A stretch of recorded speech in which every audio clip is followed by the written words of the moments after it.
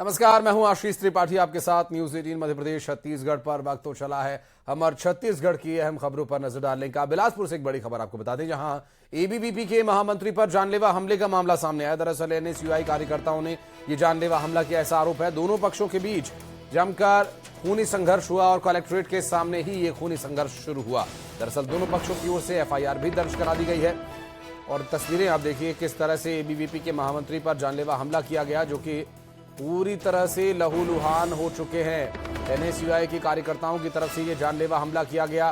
दोनों पक्षों के बीच हुए खूनी संघर्ष के इस मामले में पुलिस ने दोनों ही तरफ से एफआईआर दर्ज कर ली है। कलेक्ट्रेट के सामने ही यह खूनी संघर्ष हुआ बिलासपुर में, जहां एनएसयूआई के कार्यकर्ताओं ने एबीवीपी के एक नेता पर, जो कि महामंत्री है एबीवीपी के महामंत्री पर जानलेवा हमला किया और पूरी तरह से लहूलुहान कर दिया एबीवीपी महामंत्री को। और एबीवीपी के महामंत्री पर एनएसयूआई के कार्यकर्ताओं ने किया जानलेवा हमला। बिलासपुर से पूरा मामला सामने आया। दोनों पक्षों के बीच हुए पूरे संघर्ष में हालांकि कार्रवाई क्या कुछ की जा रही है, इस पर डिटेल्स आप तक आगे पहुंचाएंगे, लेकिन एफआईआर दर्ज कर ली गई है। दोनों ही तरफ से ये बताया जा रहा है। आपको बता दें कि दोनों पक्षों की ओर से एफआईआर दर्ज कराई गई है।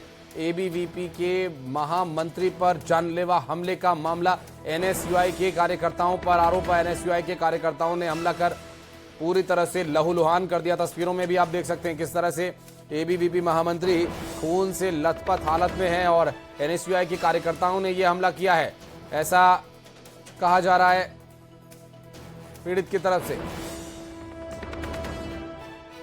उमेश मौर्य बिलासपुर से हमारे साथ हमारे सहयोगी इस वक्त मौजूद है। उमेश, क्या स्थिति है फिलहाल एबीवीपी महामंत्री की और कैसे ये द्वंद्व शुरू हुआ और इतनी बात कैसे बढ़ गई? देखिए, ये जो पूरा मामला है देर रात का बताया जा रहा है, जब यहाँ पर एबीवीपी के जिला महामंत्री जो हैं आयुष तिवारी, वो अपने भाई को लेने 36 मॉल लेने गए थे।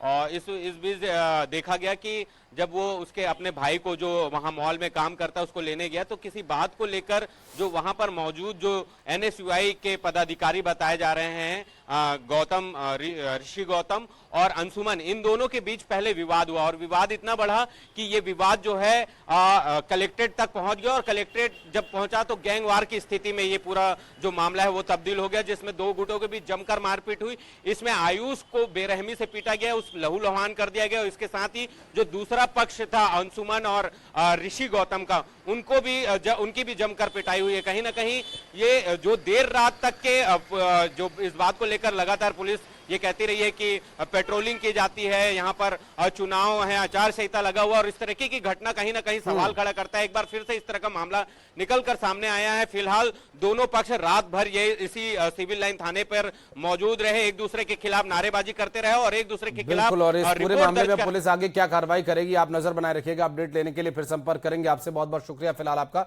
इस पूरे मामले पर जानकारी देने के लिए। और अब बढ़ते आगे, नजर डालेंगे महासंग्राम 2023 की कुछ खबरों पर।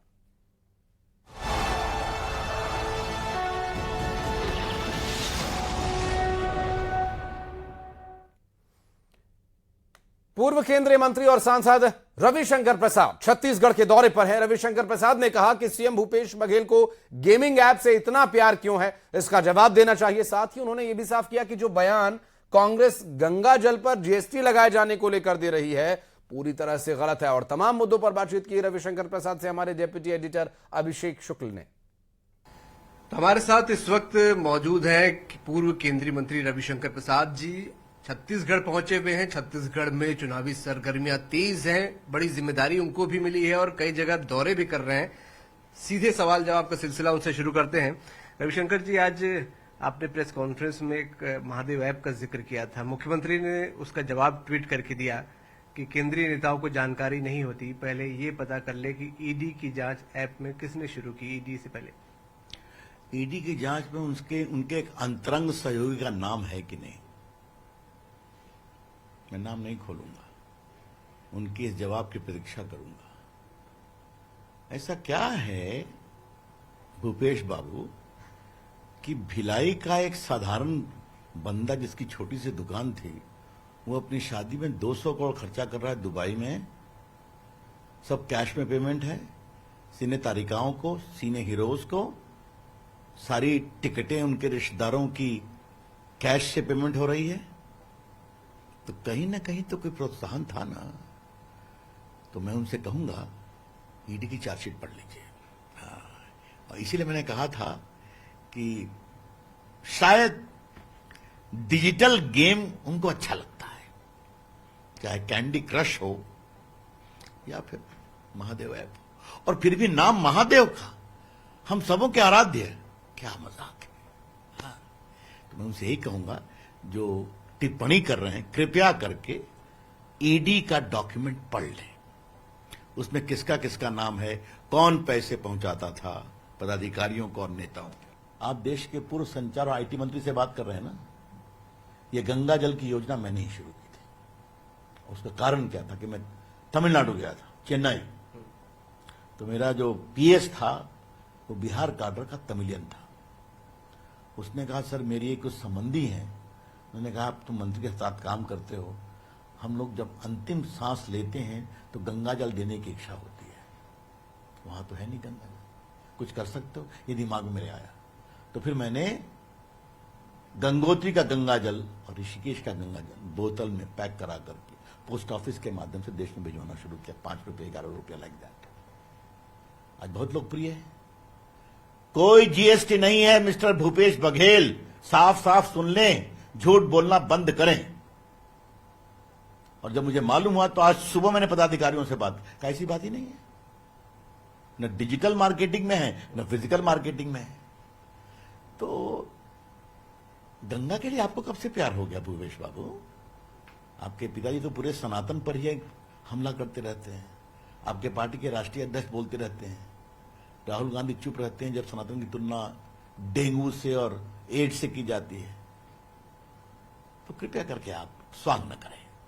हमसे बात करने के लिए बहुत बहुत शुक्रिया आपका। तो पूर्व केंद्रीय मंत्री रविशंकर प्रसाद जी हमारे साथ थे, छत्तीसगढ़ पहुंचे हुए हैं और लगातार कांग्रेस सरकार पर हमला बोल रहे हैं। कई मुद्दों पर आज उन्होंने घेरेबंदी की है और हमारे बातचीत में भी उन्होंने कई सारे अहम मुद्दों को उठाया है।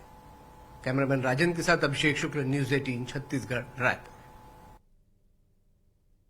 और बीजेपी ने डिजिटल योद्धा तैयार किए हैं। आगामी इस महासंग्राम को देखते हुए 24,000 बूथ्स पर ये डिजिटल योद्धा तैनात किए जाएंगे। सम्मानित लोगों की एक फौज बीजेपी की मदद करेगी, जिसमें युवा, महिला, बुजुर्ग सभी शामिल होंगे। दरअसल सरकार की नाकामियों को लोगों के बीच लेकर जाने के लिए सोशल मीडिया को चुनावी हथियार बना रही है भारतीय जनता पार्टी। तैयारी हो चुकी है डिजिटल प्रचार की। बीजेपी ने रणनीति बना ली है और डिजिटल प्रचार वार की भी एक रणनीति तैयार की गई है। और इसी रणनीति के तहत यहां 24,000 बूथ्स पर डिजिटल योद्धाओं को तैनात किया जाएगा, जिसमें सम्मानित लोगों की एक पूरी फौज होगी, जिसमें युवा होंगे, महिलाएं होंगी, बुजुर्गों को भी शामिल किया गया है सरकार की नाकामी लोगों तक पहुंचाने के लिए। और भारतीय जनता पार्टी ने अपने ऑफिशियल एक्स हैंडल पर एक फोटो शेयर किया है, जिसमें लिखा है कि पप्पू बेचारा बल्ले को ही समझता गिटार, इंडिया अलायंस फिर हारने को तैयार। तो ये जो सोशल मीडिया है इस वक्त सबसे बड़ा प्लेटफॉर्म बना हुआ है। इंडिया अलायंस फिर हारने को तैयार, पप्पू बेचारा बल्ले को ही समझता है गिटार। और छत्तीसगढ़ में कांग्रेस के 40 प्रत्याशियों के नाम तय किए जाने की बात सामने आ रही है। न्यूज 18 के पास 40 संभावित उम्मीदवारों की लिस्ट मौजूद है। सीएम भूपेश बघेल को पाटन से, टीएस सिंहदेव को अंबिकापुर से, शिव डहरिया को आरंग से, अनिला भेड़िया को बलौद से टिकट मिल सकता है। इसके अलावा उमेश पटेल खरसिया, ताम्रध्वज साहू को दुर्ग से, जय सिंह अग्रवाल को कोरबा से टिकट मिल सकता है। इसके अलावा भी कुछ और उम्मीदवार हैं, जिसमें पंकज शर्मा हैं, जो कि पंकज शर्मा के साथ साथ सत्यनारायण शर्मा भी रायपुर ग्रामीण से लड़ सकते हैं। दोनों में से किसी को भी टिकट दिया जा सकता है। और इसके अलावा अंबिका सिंह देव बैकुंठपुर से, अरुण वोरा दुर्ग शहर से, अमितेश शुक्ला राजिम, रविंद्र चौबे सारजा से, मोतीलाल दिवांगन या फिर महंतराम सुंदरदास जांजगीर चांपा से, दोनों में से कोई एक चुनाव लड़ सकता है। अटल श्रीवास्तव कोटा, डॉक्टर राकेश गुप्ता रायपुर उत्तर से चुनाव लड़ सकते हैं। तो ये संभावित 40 उम्मीदवारों की सूची जो कि न्यूज 18 के पास है। और कांग्रेस पार्टी की तरफ से उम्मीदवारों को फाइनल किए जाने के बाद जो सूची जारी होगी, तब देखा जाएगा कि पार्टी ने किस पर भरोसा जताया है और किसे अगली बार के लिए छोड़ दिया गया है। चुनाव लड़ने से पहले जो अभी इस वक्त स्थिति बनी हुई है, कांग्रेस पार्टी अपने उम्मीदवारों का नाम बहुत जल्द तय करने के साथ ही उसकी घोषणा भी कर सकती है। क्योंकि अभी की अगर बात करें तो अभी जो स्थिति है, नाम लगभग तय हो चुके हैं, 40 उम्मीदवार फाइनल हैं, लेकिन अभी उसकी घोषणा नहीं की गई है। घोषणा कल या फिर परसों यानी 15 या 16 में से किसी एक दिन की जा सकती है और लगातार इस पर भी नजर हम बनाए हुए हैं। सूत्रों के हवाले से बैठक के बाद जो जानकारी मिली वो ये कि ये वो 40 संभावित नाम हैं जो इन सीटों पर चुनाव लड़ सकते हैं। कुछ में 2 उम्मीदवार भी हैं। हालांकि जो सिंगल नाम फाइनल होकर के जो सूची जारी की जाएगी उसमें स्थिति और ज्यादा बेहतर स्पष्ट नजर आएगी। तो वहीं इस चुनाव से जुड़ी ये बहुत बड़ी खबर कांग्रेस पार्टी के कार्यकर्ताओं के लिहाज से और उनके लिए भी जो किसी भी तरीके से चुनाव में अपना टिकट देख रहे हैं कांग्रेस पार्टी से, जिन्हें ये उम्मीद है कि शायद कांग्रेस पार्टी उन्हें इस बार विधानसभा चुनाव के मैदान में उतार दे। तो ये वो नाम है जिन्हें कि कांग्रेस पार्टी अपना उम्मीदवार बना सकती है। टीएस सिंहदेव, भूपेश बघेल, राकेश गुप्ता, रविंद्र चौबे, अमितेश शुक्ल, अमरजीत भगत, चरणदास महंत, ताम्रध्वज साहू, अनिला भेड़िया, ये सभी वो नाम हैं जो कि पहली 40 की सूची में शामिल हो सकते हैं।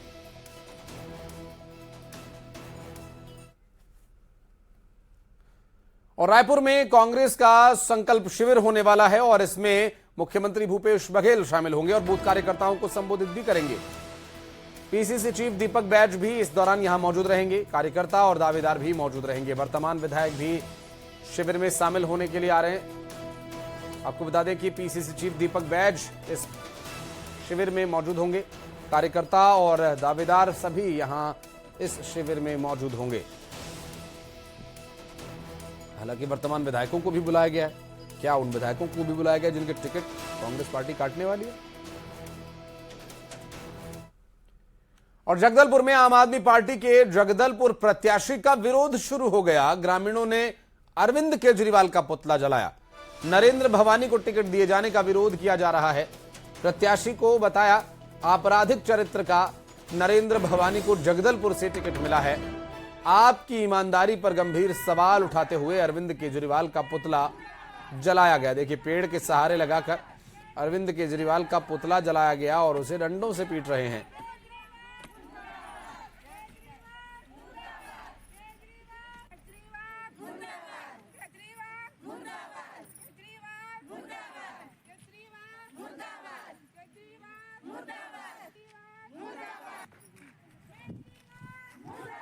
बोल के सब प्रचार करते हुए घूमे हैं, लेकिन इस बार हम लोगों को केजरीवाल धोखा दिए हैं। हम लोग केजरीवाल को वोट नहीं डालेंगे। इस बार हम लोग बीजेपी को डालें या कांग्रेस को डालें, लेकिन केजरीवाल को वोट नहीं डालेंगे। वसूली करने वाले को टिकट मिल रहा है और इतना पार्टी में क्या कमी है, टिकट नहीं दे रहे हैं। लोग गांव-गांव में जाते थे, बाजार में जाते थे, हम लोग ईमानदार लोग हैं, हमको वोट डालो, हम लोग सब काम करेंगे बोलते थे। लेकिन अभी वो वेद वसूली करने वाले को टिकट मिला है, हम लोग वोट नहीं डालेंगे। झाड़ू छाप को वोट नहीं डालेंगे।